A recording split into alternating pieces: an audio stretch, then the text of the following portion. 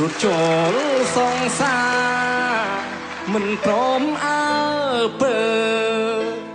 បងចាំឡើងនេះលងើ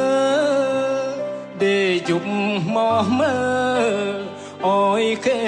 ជុំអង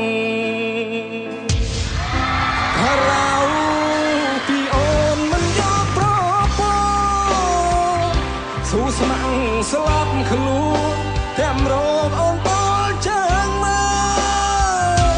នឹកអូន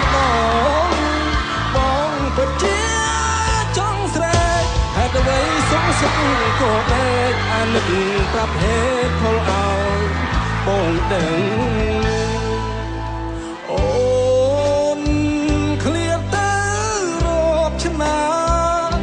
អារម្មណ៍អ្នកចា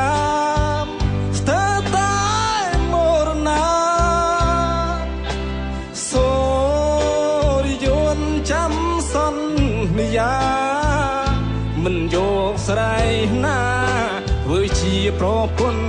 បងលើសូរិយន្តចាំសន្យាមិនយកស្រីណាធ្វើជាប្រពន្ធបងលើ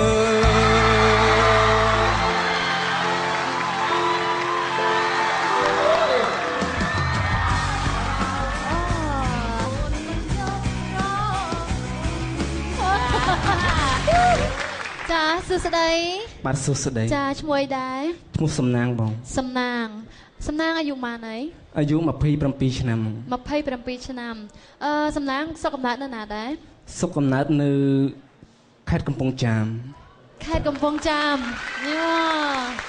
អ្នកខេត្តកំពង់ចាមអាចច្រៀងបទចម្រៀងរបៀបដូចជាដើនបានល្អមែនតើណាបកស្រាយនៅបទចម្រៀងក្រៅពីអូនមិនយកប្រពន្ធច្រៀងស្រែកបានល្អចាហើយពោពេញទៅដោយកម្លាំងតែសម្រាប់ខ្ញុំមិញនឹងអត់បានចុចប៊ូតុង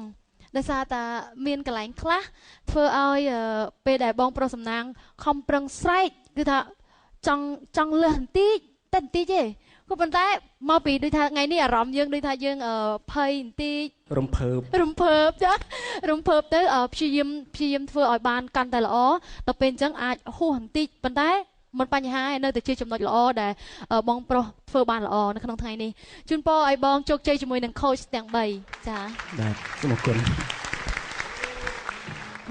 បងសំណាងក៏ប៉ុន្តែសម្លេងបងគឺពិតជាពិរោះមែនតែនហើយស្ដាប់ទៅធ្វើឲ្យ